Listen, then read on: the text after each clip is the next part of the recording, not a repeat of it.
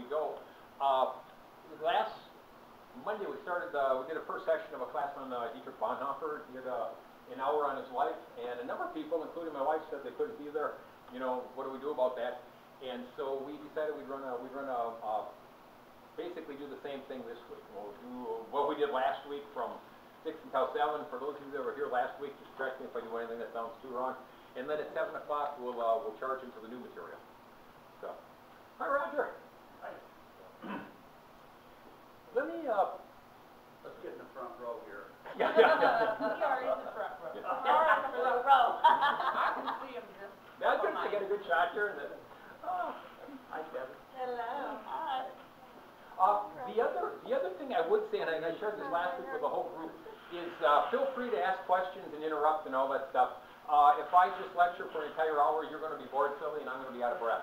So do feel free. The first week is more history, and so that's more just information.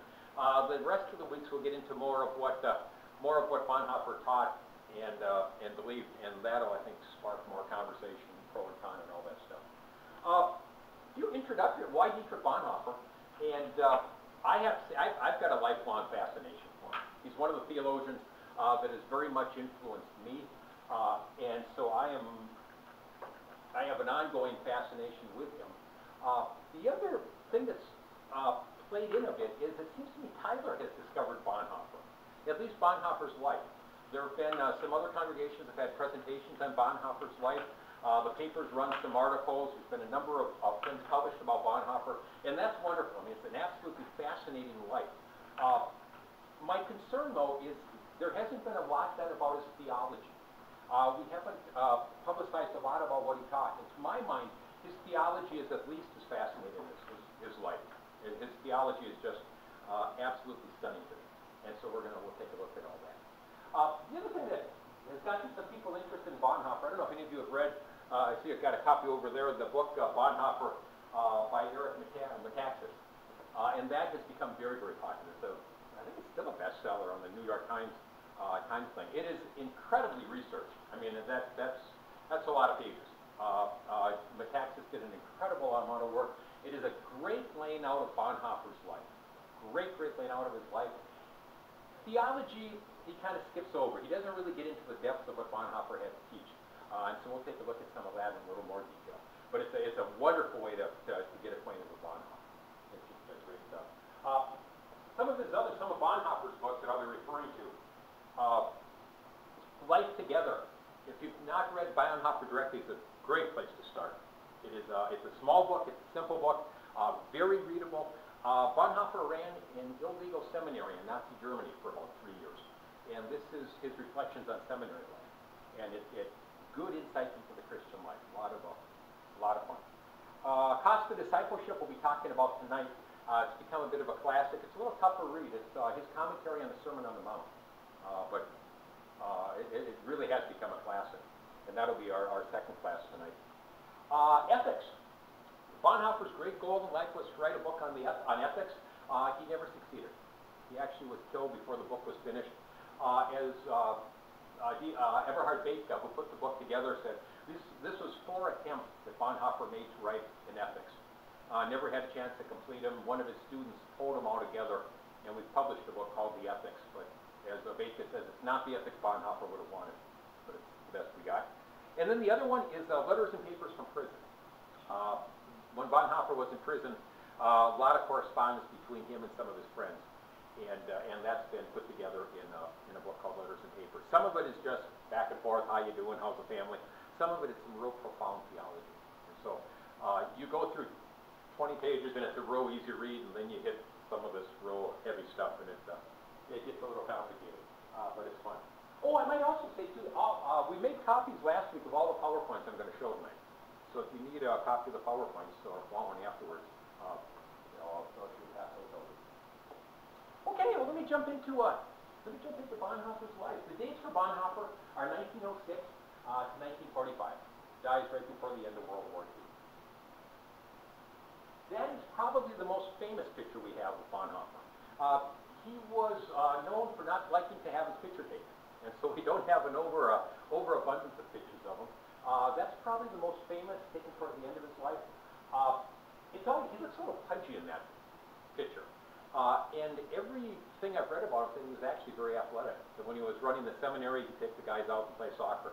Actually quite athletic man, but doesn't seem to be in that shot. And this is a picture of Bonhoeffer from a earlier day, much thinner, more athletic. Kind of looks like a stern German, huh? Life is serious. Like relative. What's that? Like relative. Yeah, I was going to say that. For those of you that are German, yeah, you know this man.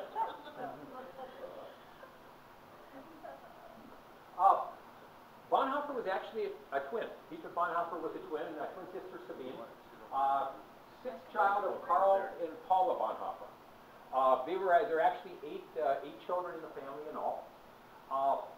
Family was very, very prominent. Karl Bonhoeffer, his dad, was the leading neurologist and psychiatrist in Germany in the early half of the 20th century. Leading medical doctor. When Bonhoeffer was 6, his dad, Karl, took a job as the chairman of neurology at the University of Berlin. So he's a leading person, very aristocratic family, very well-connected family. Mother, Paula Bonhoeffer, one of the few women of her generation to get a college degree. They moved to Berlin when Dietrich is 6 years old. A very comfortable, privileged childhood. They have money, and so it's a very comfortable childhood. The family is also very close. The family is just incredibly close-knit. Paula Bonhoeffer homeschools the kids until they're like 6 or 7. So it's very, very close. And all through his life, incredibly connected to his family. Interesting question, just how religious his family was. And probably not overly. We've never quite figured out what Karl Bonhoeffer believed. He was more a scientist and not a whole lot interested in religion. And so we're not too sure what he believed. Mother had a deep faith. Mother had some pastors in her family. Very pietistic woman, very devout woman. Took great efforts to teach the children Bible stories, that kind of stuff. The average Sunday, they were not in church. They weren't a church-going family. But did go to confirmation, sang a lot of hymns around the house. The whole family loved music. And so some roots there. One of Dietrich's brothers went on to become a very famous physicist. And when Bonhoeffer decided to become a theologian, his brother thought that was a ridiculous idea and said, I will drop physics if you will drop theology. And fortunately, for the sake of the world, they both stayed at their appointed calling. So, raised in Berlin, privileged, comfortable childhood. 1923, so he would have been, 16, 17 years old, begins his university studies, theological studies at Tübingen University, and within a year then moves to the University of Berlin. So actually lives at home, studies in Berlin. Prominent theologians, Harnack, Liesmann, and Kieberg, they studied under. They were some of the best in that time period. 1924, so he's late teens. He and his brother Klaus go to Rome. Fascinated, sees the Vatican, sees all the great stuff in Rome. Absolutely fascinated by that, and has a bit of a fascination with the Catholic Church. I mean, that's an influential visit for him. 1927, he writes his doctoral thesis. It is accepted and it is published. The guy's 21 years old, for crying out loud. 21, has finished not only his college degree but his doctorate. So at age 21 becomes Dr. Bonhoeffer. After he gets his doctorate, he still wants to pursue becoming a pastor. He's too young to become a pastor under the German system. So he does what we call an internship. He served for a year as a student pastor in a German congregation in Barcelona, Spain. Bonhoeffer loved to travel. Kind of an adventurous sort, loved to travel, and so kind of ends up all over the place. But he serves for a year. It's German-speaking. It's German folks who are living in Spain. Serves them for a year. From everything we can find, he's a very good intern, very popular, well-liked to the people, although a number of complaints that his sermons were over their heads. Probably ought not to be real surprising. Yeah. 1930 and 1931, he comes to this country and actually is quite fascinated by the United States. He is awarded a fellowship which allowed him to attend Union Theological Seminary in New York. He's not real impressed with the depth of American theology, thinks it's rather shallow. Union theology is very much caught up in a movement called liberal theology at the time, and Bonhoeffer doesn't think much of that. But he enjoys his year, works, develops some very important friendships with some very important people. Doesn't particularly like the preaching he's hearing in most of the white churches. It's kind of this liberal Protestant stuff, and he's not real intrigued by that.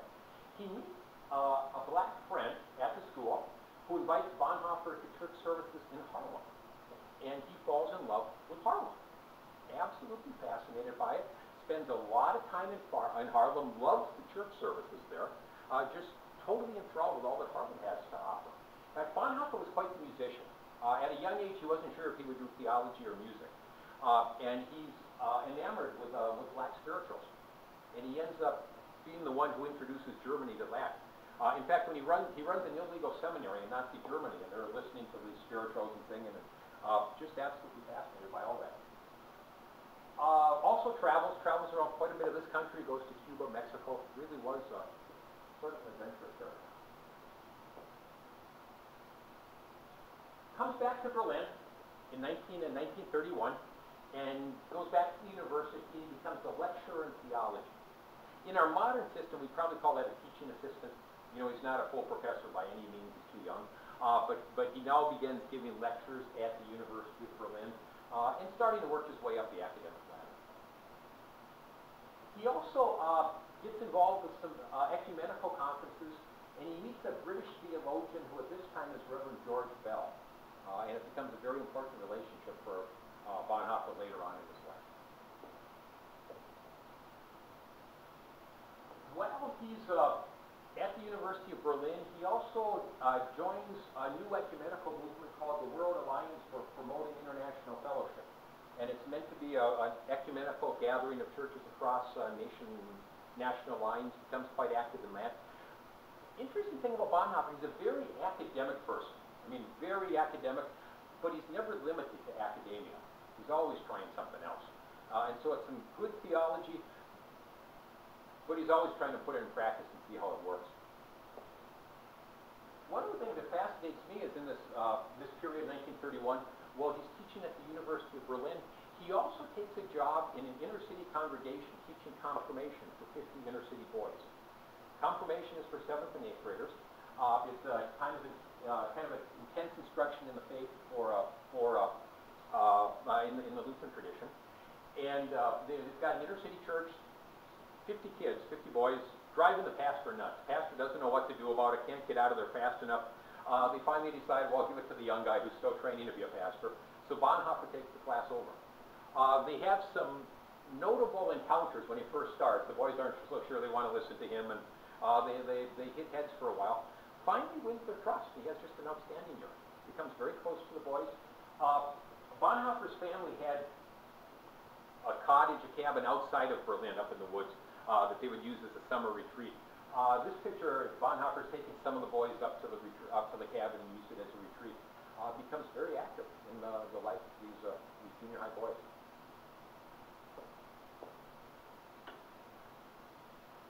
Also in that time, he presented lectures that have now been published as Creation and Fall, another book that he's put together.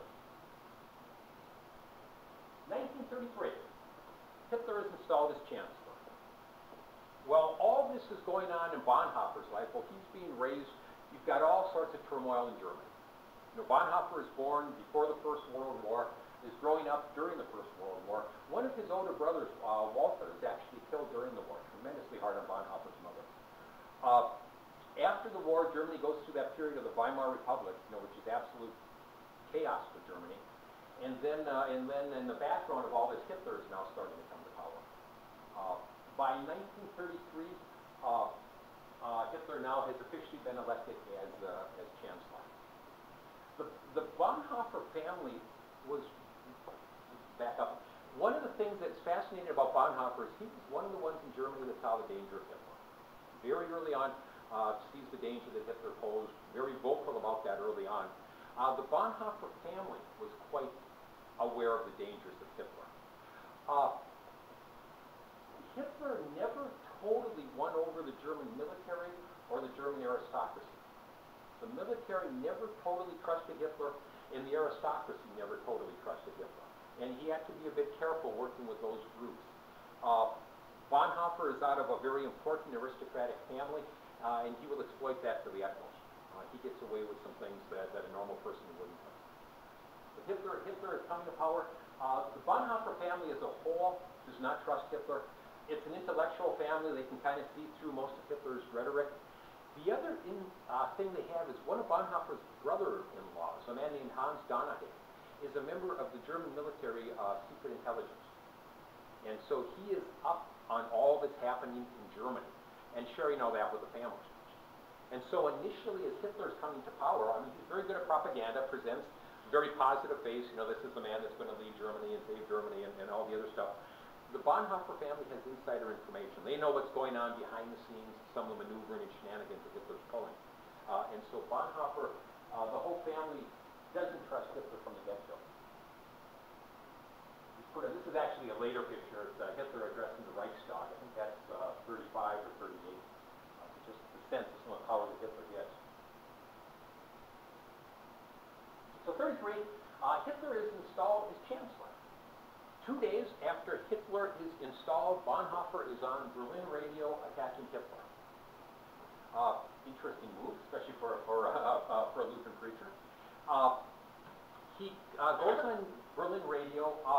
Hitler claimed the title of Der Führer for himself. Any of you World War II buffs, you know Hitler was the Führer, the leader. I always thought that was kind of one of the titles that Hitler just claimed for himself. And I came to realize that no, it actually was a title the Germans, the Weimar Republic got to be such a mess that the Germans decided they needed a leader, a Führer, who would step in and straighten them out.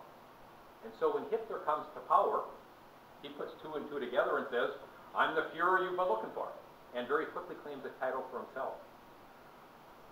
Well, in English, you can do a word play. You know, you can talk about leader and misleader. You can talk about someone's a leader, someone's a misleader. You can do the same pun in German, and my German's not good enough to do that for you, but you can do the same thing in German. Bonhoeffer gets on Berlin radio 2 days after Hitler is elected chancellor and says, you call Hitler the leader, you expect him to be the leader, he's going to be a misleader. He's going to lead Germany to places that it really cannot go. Never finishes the broadcast. It's cut off in mid-broadcast. There are 2 theories of thought. Most historians think the Nazis cut it off. That when the Nazis finally realized what he was saying, they just cut off the broadcast, and that was it. There's another theory that he just ran out of time. Bonhoeffer was kind of an academic sort. You know how professors like to kind of ramble on. The talk he gave was actually fairly academic. And there are some historians that say, no, he just talked too long and ran out of time and they cut him off. We're not sure exactly what happened. We are sure he's now on the Nazis' radar screen. Hitler has been in power for 2 days, and the Nazis are very, very much aware that this is someone who is not supporting what they're doing. Also in 33, he's now ordained as a pastor. So November 1933, he is now a Reverend Bonhoeffer. 33, Hitler now comes to power. One of the first things he does is starts putting pressure on the Jews. The Aryan Civil Service legislation is passed almost immediately, banning Jews from civil employment. Bonhoeffer is one of the first and only Christian leaders who speaks out on behalf of the Jews. In fact, he has a famous quote where he says, whoever will not shout for the Jews cannot sing Gregorian. Gregorian was a form of chant in a high worship service. What he was basically saying is, if you're not willing to shout for the Jews, you don't have a right to worship. And so Bonhoeffer is one of the first that sees the problem and speaks out against it. Hitler begins his campaign against the Jews almost immediately upon getting into office, actually before getting into office. One of the things Hitler did do was try to form a national church in Germany. Prior to Hitler, there were a number of small regional churches in Germany, no national church. And Hitler came to power and said, we should have one national church, and by the way, if we did, I could use that. So Hitler sets out to establish a Reich Church, one national church for Germany, and they very quickly go to Nazifying the church. They're going to use it for their own agenda. And so they basically cut out a lot of the Old Testament. that the Old Testament says that the Jews are God's people, and the Nazis said, no, they're not. So they cut out most of the Old Testament. They're very creative with how they interpret and read the New Testament. They basically say that what the Nazis teach is more important than the Bible. So there's a new national church is formed. It is not a biblically based church. It's a not defined church. A man named Ludwig Müller is appointed the first bishop of the new church. Bonhoeffer does not like him, thinks he's an idiot. It pretty much says so in numerous places. Also, at the same time, the Pope, the Catholic leader, signs a concordat with Hitler, which basically the Pope says, I won't get in your way if you don't get in my way. What most of the churches conclude, and what the Nazis agreed to with the church, is, church, your job is to tell people they're sinners and to tell them you're forgiven. We'll give you complete, total freedom to do that.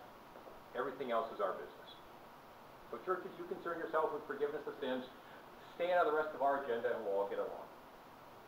And most of the churches, at least initially, go along with that. Catholic Church signs a concordat. The Catholics and the Nazis will get along. A year later, what is called the Confessing Church is organized in Barmen, Germany. The Confessing Church is a number of people in Germany who say what the Nazis are doing to the church is ridiculous. The church has to be based on Scripture and Scripture alone. The only foundation for the church is Jesus Christ. And so they form a new church they call the Confessing Church. They are going to be the church that truly confesses who Jesus is. Bonhoeffer is very instrumental in getting that started. They write a declaration called the Barmen Declaration, which insists that Christ, not the Führer, is the head of the church. It's an attempt to reclaim the church's groundings on Scripture. The church has to be grounded on the word of Jesus Christ. In the midst of this, Bonhoeffer leaves and goes to England. He's received a call to serve a couple of small German-speaking congregations in England. And so he goes to England. One of the reasons for doing that is he has more freedom to speak against Hitler in England than he does in Germany. The Nazis are starting to restrict things in Germany. Going to England, he could still make more noise against Hitler. So he goes to Germany. Also in 1934, the German president, Paul von Hindenburg, dies. Hindenburg was a World War I hero for the Germans. As long as Hindenburg was alive, there was a bit of a check on Hitler's power. That Hindenburg and Hitler kind of balanced each other off. Hindenburg dies, there's no check on Hitler's power. Hitler declares himself both chancellor and president, and now there's no stopping.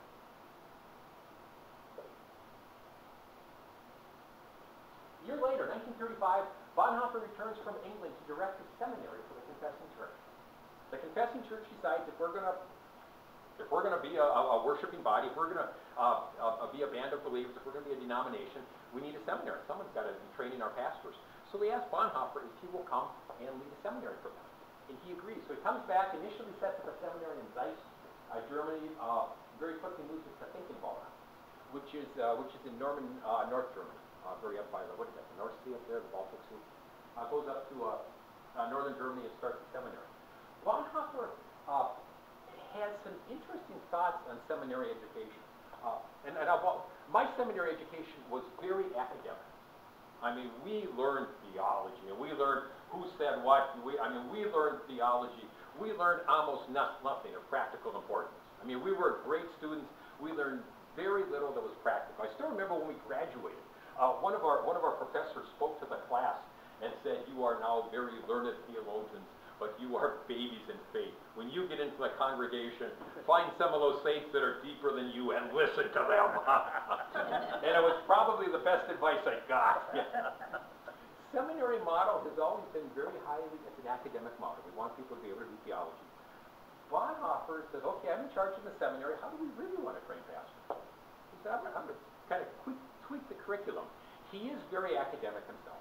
And so he emphasizes the importance of good theological, good biblical study. But he also thinks that pastors should be formed in faith. And seminary should be a time to really wrestle in faith and grow in faith and grow in your own faith, your own faith journey. And so he teaches theology. He also has the students meditate on Scripture. They have assigned prayer times. They do a lot. They have regular worship. The emphasis at Finkenwalde is both learning the theology and then becoming a very faithful Christian. Fascinating model. In fact, that is the book Life Together is based on his experiences at Finkenwalde. It's a nice summary of that. Comes back, begins the seminary at Finkenwalde. By December of that year, Himmler, one of Hitler's henchmen, has stepped in and declares the confessing church illegal. So he has been back in the country for about 6 months, and he's now running an illegal seminary. And he does keep it going for about 3 years. Bonhoeffer was very good at manipulating the system, very good at just kind of staying out of the reach of the Nazis. And so it's an illegal seminary, runs it 1938 for all purposes, it's finished. But 35 it begins. Illegal seminary, Nuremberg laws are now passed. Citizenship for German Jews is now revoked. If you have any Jewish blood in you, you are no longer a German citizen.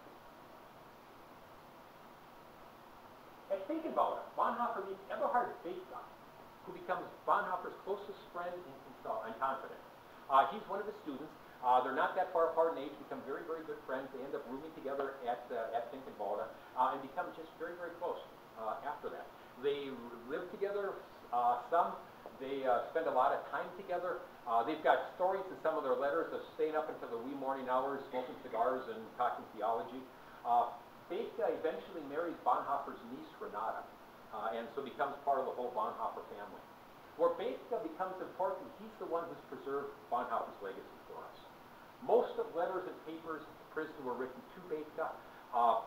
Bethge is the one who, after Bonhoeffer dies, pulls all the notes together and writes the lectures on Bonhoeffer. Bethge died about 2000, and so he's the one who really keeps Bonhoeffer's legacy alive for the, well, for us.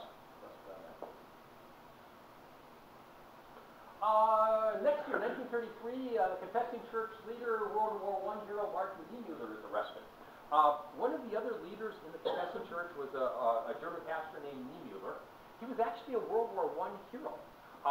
Commanded a submarine in World War I, a U-boat, and was twice awarded the Iron Cross. And the Iron Cross was Germany's equivalent of the Congressional Medal of Honor. So he's one of Germany's highly decorated war heroes. He's more outspoken than Bonhoeffer is. Takes a lot of shots at Hitler early on. And Hitler very quickly, on specific orders, has them sent to a concentration camp. And so Niemöller ends up spending 7 years in a concentration camp. Does survive, but spends all the warriors in a concentration camp. Just as a note for some of their maneuver, we've got letters from Bonhoeffer to Niemöller, and they're scheming with how to get him out of the concentration camp. And one of the suggestions is re-volunteer for the Navy. You know, if you've got a war hero, by this time everybody in Germany knows war is likely.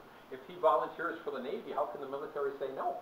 And so they're kind of playing around with that one. And Niemöller decides he really doesn't want to join the Navy because it means taking a loyalty oath to Hitler.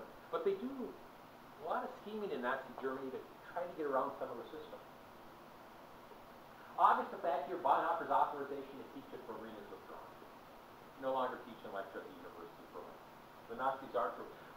All the time Hitler's in power, he's pretty vocal against them. He's fairly vocal against them. I talked about Bonhoeffer being aristocratic. There are some notes. At one point, he was handing out pamphlets before Hitler was elected against Hitler. He has his dad's chauffeur drive him around town so he can hand out the pamphlets. You know, it's kind of an interesting, not the way we do things. 1937, the next year, the seminary at Finkenwalde is now closed by the Gestapo.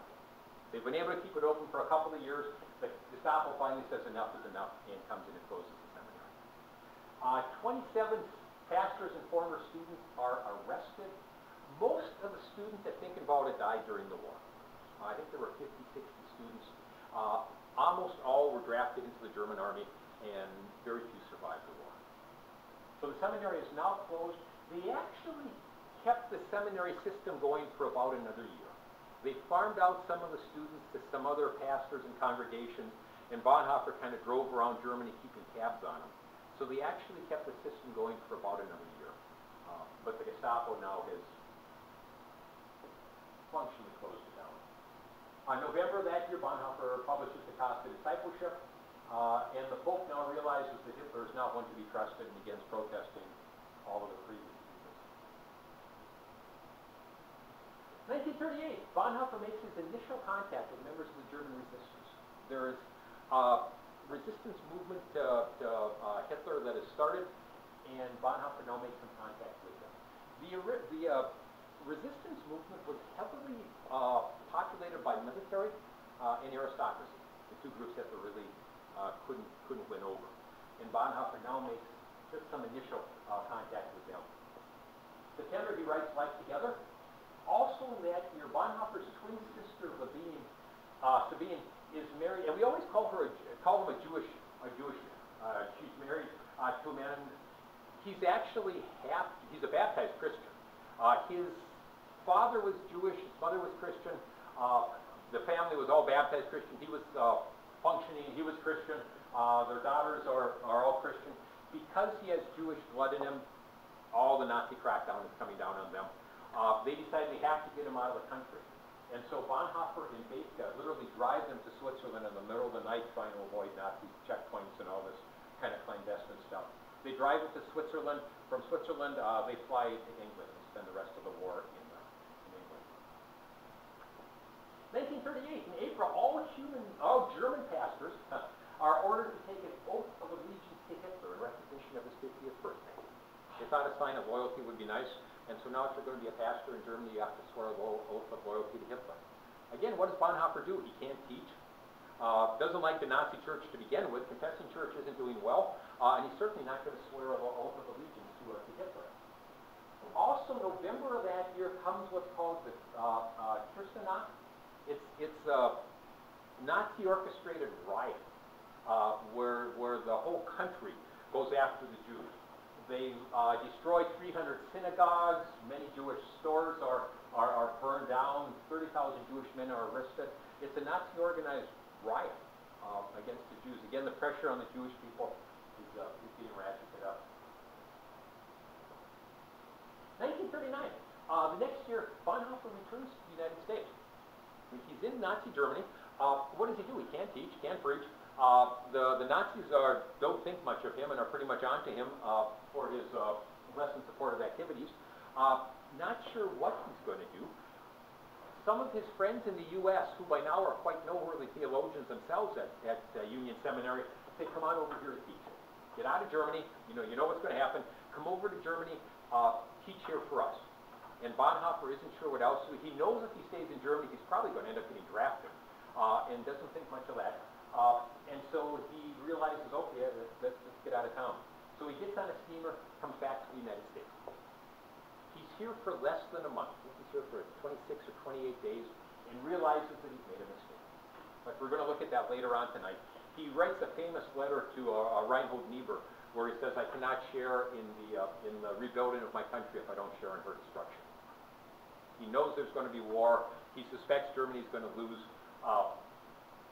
But he figures that he can't share in rebuilding Germany if he's not there for Germany's destruction. So he's there for just over a month, gets on a ship, heads back to Germany. And actually, interesting, in a number of his writings, he said never regretted the decision. Even when he's in Dago prison, he never regretted the decision. Jewish-owned businesses are now liquidated by the Nazis. September 1st, 1939, Germany enjoys Poland, and the war is on. World War II now officially started. 1940, Bonhoeffer is forbidden to speak in public and required to report regularly to the police. They don't have anything specific to pin him on, but they know he's up to things, and so now no more public speaking, has to report to the police. Works for a while in his book, The Ethics. April, German troops invade Norway and Denmark, very quickly Holland and Belgium. Hitler's at the peak of his popularity here. I mean, he's taken over Europe. And Bonhoeffer is one of the few that say this is dangerous. This I don't care how well Hitler's doing. This is not right or good. 1940, Bonhoeffer makes a major move and joins the Abwehr, Germany's military intelligence. He joins the German military intelligence. And all of his friends are going, what have you just done? I mean, here's this theologian, this protester, who now joins the CIA. Germany, Nazi Germany, had two intelligence organizations. They had the Gestapo, which was the Nazi Party intelligence group, and they had the Abwehr, which was the military intelligence group. It's kind of like in our country, we got the CIA and the FBI, and they don't always get along. Germany had both the Abwehr and the Gestapo didn't always get along either. Bonhoeffer now joins the Abwehr. It's a way not to get drafted. I mean, they can't draft him into the army. He's already serving the military. The Abwehr's hope is that he's got a lot of connections overseas, that he can use the connections overseas to argue for Nazi Germany. That he can use his connections to keep Sweden and Switzerland out of the war, to keep America out of the war, and to proclaim that Nazi Germany actually is a pretty good country. And so the hope is, by the Nazis, they can use him for that. Bonhoeffer joins the Abwehr and very quickly becomes basically a double agent. And so his official job is to advocate for Nazi Germany. Unofficially, he's making all sorts of connections, trying to connect with the Allies as they develop a plot to overthrow Hitler. So he very quickly becomes a bit of a double agent. His brother-in-law, Hans Donahue, is quite high up in German military intelligence. He's very active in the Abwehr, and he's instrumental in getting Bonhoeffer in. Brilliant move for Bonhoeffer. I mean, he's able to use his gifts then against Hitler. It's able to a way of escaping military service.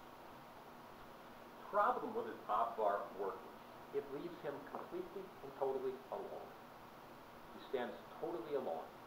The confessing church sees him joining this and goes, "Say what? You're a traitor.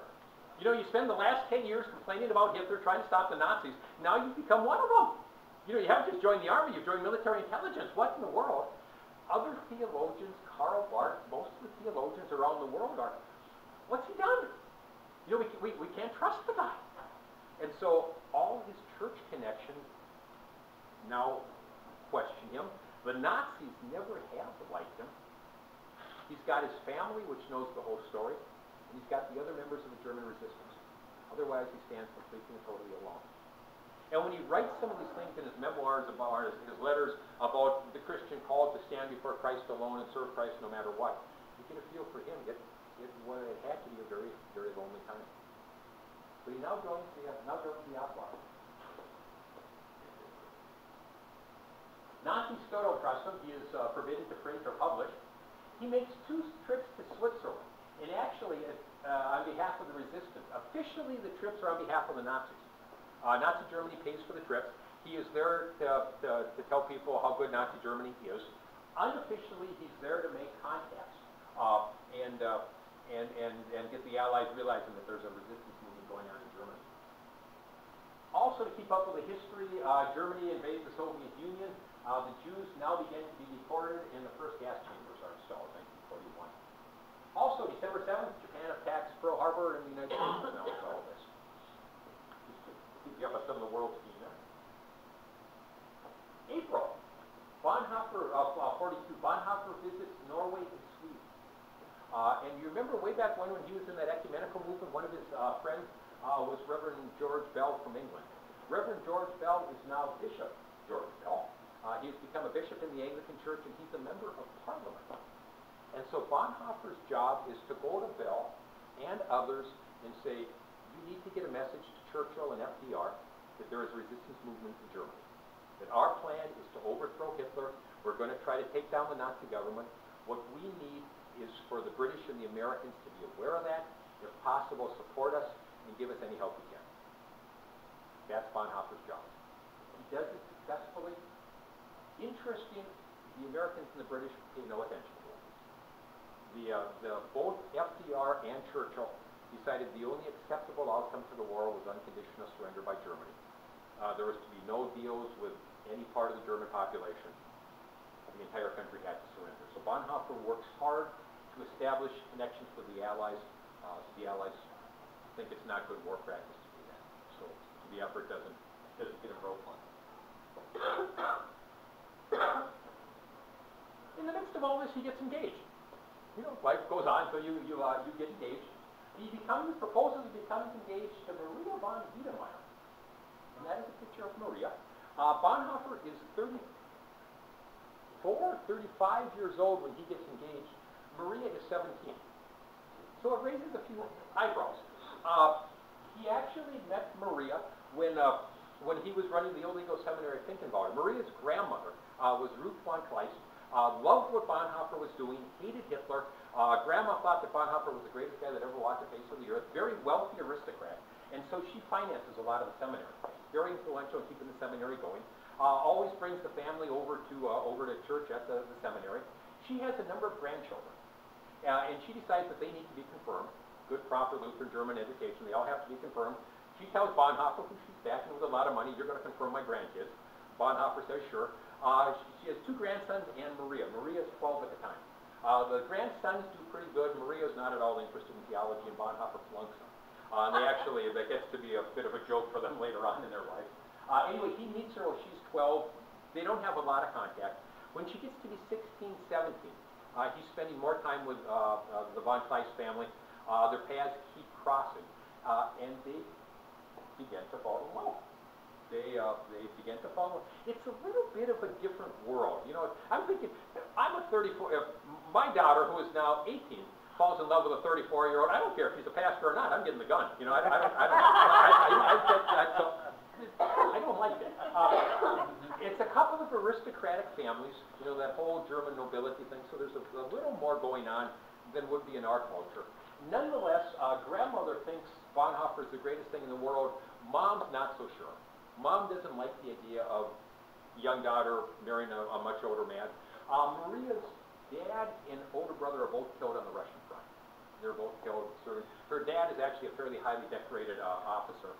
Both killed on the Eastern Front, on the Russian side. And so Mom finally gives her blessing to the engagement, but with the provision that they don't see each other or announce anything for a year. So you can't, you can be engaged to my daughter. You do not announce that publicly for a year, and they agree. So January of 43, they officially become engaged. They're supposed to keep it quiet for a year. By the way, Maria does survive the war, and after the war comes over to the United States, 1948, and becomes a very prominent mathematician in her own right, very good at math. Becomes one of the leaders in this country in developing computers. Works with Rand Corporation and Honeywell, and becomes quite notable in her own right. Anyway, they get engaged. 4 months after being engaged, Bonhoeffer is arrested. The Gestapo has had enough. They're not sure all that he's up to, but they're pretty sure he's up to something, and so they arrest him and they put him in Tegel prison. Maria is kind of a spunky young lady. He gets arrested, and she announces their engagement. And it was kind of her way of flipping off the Nazis. You know, you can arrest him, you can separate us, but life goes on, and we're going to do what we're going to do. Yeah. And so, she's an interesting young lady. They announced the engagement. He is now arrested and imprisoned in Tegel prison. Tegel prison is a military prison in Berlin. It is not a concentration camp. At this point, he's not in a concentration camp. Now, it's not a Holiday Inn by any means, but it's not a concentration camp. Initially, the first couple of nights, he's treated very poorly, and he writes, the guards would come by and throw a piece of bread in the door, and that would be dinner. And he said they had blankets that smelled so bad he couldn't use them, and very, very rough the first couple of nights. He very quickly gets himself established. Bonhoeffer family is very well established in Berlin, very prominent family, and Paula Bonhoeffer's cousin just happens to be the commandant of Berlin. He is in charge of the defense of Berlin, includes Tegel prison. So he's the commanding officer for Tegel prison. He makes a point to visit Dietrich a couple of times, and the guards very quickly get the idea that they really better not treat Dietrich too badly, or Uncle Paul is going to come down on their case. The other thing Bonhoeffer does while he's there is he wins over the guards. He's there for about a year and a half. The guards come to respect him. Doesn't lead a lot of worship services, but he kind of becomes the pastoral counselor for both the prisoners and the guards. The prison gets hit in a couple of air raids. Bonhoeffer seems to be one of the few that can keep his focus. So between his connections with the family and his own integrity with the guard, he gets more freedom than most prisoners do. The official rule was you could write a letter or receive a letter every 10 days. Bonhoeffer very quickly makes up arrangements to get them more frequently. One of the guards becomes a good friend, and they smuggle all sorts of correspondence back and forth, which is what becomes letters and papers. And they can write free. The official letters are all written with the idea that the censor's going to see them. The letters that are smuggled, they know nobody else is going to see, and so they get to be bluntly honest in that. And so the correspondence, particularly with Baker, continues. Bonhoeffer and Baker write back and forth while he's in Tegel. That's a picture of a prison cell in Tegel. It's not actually Bonhoeffer's cell, but I mean it's prison. And that's a picture of Bonhoeffer at Tegel prison. He's the one in the middle. He's actually with two Italian officers that have been arrested, and then we don't know who the fourth one is, and then a German officer. Pastor? Yes. You know what strikes me as interesting is that they are all dressed in suits Yes. and ties in that picture. Tegel is not a concentration camp. You know, they're very well dressed. And in the letters and papers, he talks about their smuggling in food. He asks for pipes and tobacco and socks and writing materials. It's not. At this point, it's not the concentration camp stuff. He's there for about a year and a half. 1944, July 20th, Klaus von Stauffenberger attempts to assassinate Hitler. There have been a number of attempts on Hitler's life. Bonhoeffer is part of this overall attempt to kill Hitler. The plan is that Hitler will be assassinated, and then they have some reserve troops lined up who will then take over the various German office buildings. So it all hinges. They will kill Hitler and then make a move and take over Germany. Bonhoeffer was responsible for getting a lot of that word out. July 20th, they make their move. Klaus von Stauffenberg is part of Hitler's staff. He's actually a colonel. Hitler is in one of his bunkers making plans with his general staff. Stauffenberg brings in a briefcase with a bomb in it. Got a bomb in the briefcase, brings it in. There's a huge oak table that they're all gathered around. Stauffenberg comes in, puts the briefcase down close to Hitler, talks for a while, excuses himself, and goes outside. They figure he's going to the restroom. He makes a beeline out, gets on a plane, and takes off. In the meanwhile, all we can figure out is the briefcase was in the way, and somebody kicked it off to the side. And they got it behind one of the table legs. And so the bomb did go off. And in fact, Stauffenberg in the plane hears the bomb go off and radios ahead, Hitler's done, start the uprising, which they do. The bomb is, the power of the bomb is dispersed by the table. Hitler survives. 3 people are killed in the bomb blast. Hitler has his pants blown off. They had to take like 200 slivers out of him, has his eardrums blown out. Hitler is injured, but survives. This is actually what Hitler's bunker looked like after the attack. But Hitler survives the attack. The Nazis move and very quickly put down the rebellion. After this, the Gestapo now really cuts down on everybody who wants to find out what's going on. In October of that year, Bonhoeffer's brother Klaus and brother-in-law are arrested.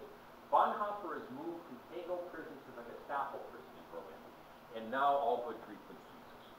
Now he's in Nazi custody with all that happens. Regularly interrogated. He's now in the custody of the Gestapo, and they want to know what happened. He writes one last letter to Maria. He gets one letter written to his parents. It's basically a form letter. But now, for all intents and purposes, the correspondence is cut out. April 3rd, they moved him around to a couple of different prisons in Germany. He's at Regensburg for a few days. His last day at Regensburg was a Sunday. They asked him to lead a worship service. And he was a little bit hesitant because he wasn't sure everybody wanted one. They all said, yeah, we want a worship service. So he leads the worship service. No sooner gets done with the service than 2 men walk in the room in trench coats. And everybody knows it's Gestapo. They walk in and say, Prisoner Bonhoeffer, please come with us, which means you're dead. He had gotten to be friends with a British officer in the prison. And so he walks by the British officer, shakes hands, and says, for me, this is the end, but also the beginning of life. Walks out with the Gestapo. They moved him about 100 miles to Flossenburg concentration camp that night. They have basically a kangaroo court for him that night. I think the war's over, they're getting beat, they're still going to go through all the official putting on a court. He's declared guilty. The next morning he's hung. The next morning he's taken to the gallows and hung. One of his brothers and two of his brother-in-laws are also killed before the war is over. Just to give you a little perspective on that, March 4th, the Americans have crossed the Rhine. The Americans are already in Germany. April 30th, about a week later, Hitler committed suicide, and May 7th, Germans actually surrendered. So he dies about 2 weeks short of the Allies liberating the place. And that's a memorial to Bonhoeffer and the other members of the resistance who were executed at Flossenburg. It's actually what's standing there today. So his family, his Uh-huh. mother, his father, Yeah. some of the other siblings, They survived, though there were eight kids in the family. One dies in World War I. Two brothers die in World War II. Two brother-in-laws are also killed by the Nazis. When he dies, nobody knows what happened. No word's getting out. Germany is in chaos. His sister in England actually hears first. The English officer knows what happened. At the end of the war, he's brought back to England, looks up the sister and says, here's what happened to Dietrich. She has no way to get word to the family. And so Maria is all over Berlin looking for him. Beke is all over Germany on a bicycle. They don't know. They finally hear rumors that he has died. And the way the family gets the official word that he's dead is Bishop Bell in England did a memorial service for him. And it was broadcast on the BBC. And so the family actually got the official news over the radio. So they were allowed to maintain their lifestyle somewhat. Yeah. Yeah. And did any of them work for the Nazis? The father was, Yeah. well, he was doctor more or less. Yeah. No. Bonhoeffer's brother-in-law and he, officially worked for the Nazis, but we're using that as a resistance movement. No, none of them And the worked for the one that Nazis. became the physicist, Mm-hmm. what was that, Carl Friedrich? Oh, is that Carl Friedrich? I'm trying to remember now. I'm drawing a blank. I can't keep them all straight, but yeah, quite notable. Did he come to the U.S.? I'm not sure where I know he worked with Planck and Einstein for a bit. So some very famous physicists. But I'm not sure what happened to him. We probably should quit because in 5 minutes we got to start over again. We'll let you folks take a bathroom break.